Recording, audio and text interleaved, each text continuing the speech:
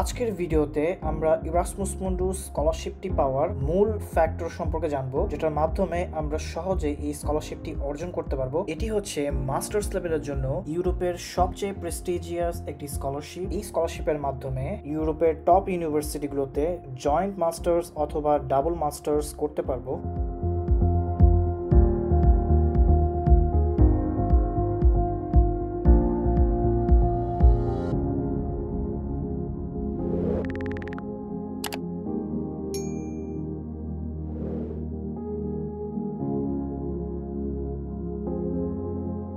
Erasmus Mundus স্কলারশিপের ক্ষেত্রে সবচেয়ে ইম্পর্টেন্ট ফ্যাক্টর হচ্ছে একাডেমিক রেকর্ড। এটা আপনার অ্যাপ্লিকেশনের 45 থেকে 60% অথবা 70% পর্যন্ত স্কোর ক্যারি করবে। এই একাডেমিক রেকর্ডস মানে হচ্ছে আমাদের যেই অনার্স মাস্টার্সের যে রেজাল্ট সেটা, পাশাপাশি রেলেভেন্ট কোর্সের যে গ্রেড, অর্থাৎ যেই প্রোগ্রামে আমরা অ্যাপ্লিকেশন করব সেই প্রোগ্রাম রিলেটেড আপনার কি কি বেসিক কোর্স আছে এবং সেই কোর্সে আপনি কেমন মার্কস পেয়েছেন তার উপর ডিপেন্ড করবে। এছাড়াও আপনাদের যদি যেই প্রোগ্রামে অ্যাপ্লিকেশন করবে সেই প্রোগ্রাম রিলেটেড যদি কোনো থিসিস বা প্রজেক্ট থাকে এবং সেটা যদি স্টেটমেন্ট অফ পারপাস এবং সিভিতে যদি আপনারা উল্লেখ করেন, সেক্ষেত্রে আপনি একাডেমিক রেকর্ডে একটা স্কোর পাবেন। এছাড়াও রেলেভেন্ট এক্সপিরিয়েন্স বা একাডেমিক রিলেটেড বা সাবজেক্ট রিলেটেড রিসার্চ এক্সপিরিয়েন্স থাকলে সেটাও একাডেমিক রেকর্ড হিসেবে কাউন্ট হবে। তো এখানে মূল যেটা ইম্পর্টেন্ট বিষয় হচ্ছে সিজিপিএ আর থিসিস, এটা হচ্ছে খুবই ইম্পর্টেন্ট। এছাড়া নেক্সট যে ইম্পর্টেন্ট ফ্যাক্টর সেটা হচ্ছে স্টেটমেন্ট অফ পারপাস বা মোটিভেশন লেটার, এবং এটা 10% থেকে 20% অথবা 25% ক্যারি করে টোটাল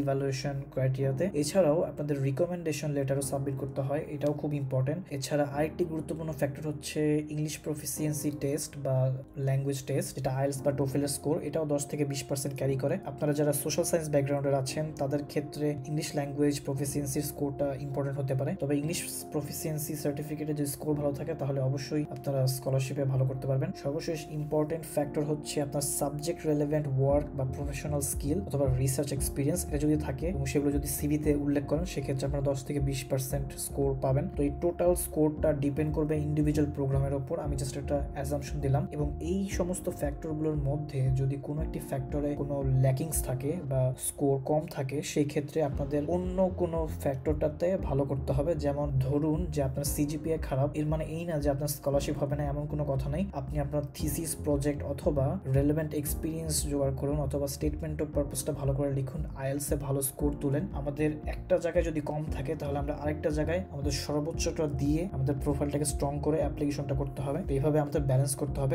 একটি মাস্টার্স প্রোগ্রামে প্রতি বছর প্রায় 15 জন করে স্কলারশিপ দেয় এবং 15 জন স্কলারশিপের মধ্যে এই 70% স্কলারশিপ হচ্ছে পার্টনার কান্ট্রি, অর্থাৎ আমরা যারা ইউরোপের বাইরে থেকে অ্যাপ্লিকেশন করি তাদের জন্য। ইরাসমাস মুন্ডাস স্কলারশিপের ক্ষেত্রে গত 10 বছরে বাংলাদেশি ইরাসমাস স্কলারদের একটি লিস্ট, যেখানে দেখতে পাচ্ছেন 2021 সালে 139 জন স্কলারশিপ পেয়েছে। তো দিন দিন এই স্কলারশিপের পরিমাণটা বাড়ছে। এই পর্বে আমার ইরাসমাস এক্সপিরিয়েন্সটা শেয়ার করব, অর্থাৎ আমি যে স্কলারশিপটা পেয়েছি, কোন প্রোগ্রামে পড়েছি সেই সম্পর্কে আপনাদেরকে তথ্য দেব এবং আমার প্রোফাইলটা শেয়ার করব। যেমন আমি হচ্ছি Erasmus Mundus joint masters in smart telecom and sensing networks Smartnet 2019-21 এর স্টুডেন্ট। এটা হচ্ছে আমার প্রোগ্রামের লোগো ছিল। এটা আসলে 2টা কান্ট্রির মোবিলিটির একটি প্রোগ্রাম। আমি প্রথম বছর ফ্রান্সে ছিলাম। প্রথম বছরের মাস্টার্সটা করি হচ্ছে ফ্রান্সের প্যারিসে, টেলিকম সুদ প্যারিস ইনস্টিটিউট পলিটেকনিক দো প্যারিস এই প্রতিষ্ঠানে। এবং তারপর আমি ফ্রান্স থেকে ইউকেতে যাই।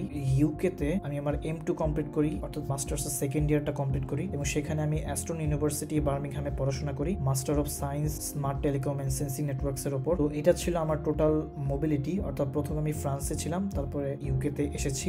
2 বছরে 2টা বিশ্ববিদ্যালয়ে এবং 2টা কান্ট্রিতে স্টাডি করেছি। এবং আমার প্রোগ্রামের ক্ষেত্রে 3টা ইনটেক হয়েছিল, যেটা সেকেন্ড ইনটেকে আমরা 2 জন বাংলাদেশি চান্স পেয়েছিলাম, প্রথম ইনটেকে 1 জন বাংলাদেশি চান্স পেয়েছিল এবং লাস্ট ইনটেকে 2 জন বাংলাদেশি চান্স পেয়েছে। অ্যাপ্লিকেশন করেছি ফেব্রুয়ারি 2019-এ, প্রোগ্রামের ডেডলাইন ছিল মার্চের 10 তারিখে 2019-এ। ফাইনাল রেজাল্ট পাই হচ্ছে মের দিকে, সেপ্টেম্বরের 19 সালে আমার ক্লাসটি শুরু হয়েছিল। তো এটা হচ্ছে আমার প্রোফাইল। সো এই প্রোফাইলটা দেখে আপনারা একটা ধারণা করতে পারেন যখন আমি অ্যাপ্লিকেশনটি করেছি। আমাদের ফেসবুক গ্রুপ অর্থাৎ scholarship abroad for Bangladeshi students, এই ফেসবুক গ্রুপে জয়েন করতে পারেন। সেই ফেসবুক গ্রুপের লিঙ্ক আমি দিয়ে দিচ্ছি ডেসক্রিপশন বক্সে। এবং আমাদের চ্যানেলটা সাবস্ক্রাইব করবেন, কারণ আপনারা যদি আমাদেরকে সাপোর্ট করেন তাহলে আমরা আরো বেশি মোটিভেট হব। আপনাদের সাথে নেক্সট কোনো একটা টিউটোরিয়ালে দেখা হচ্ছে ইনশাআল্লাহ।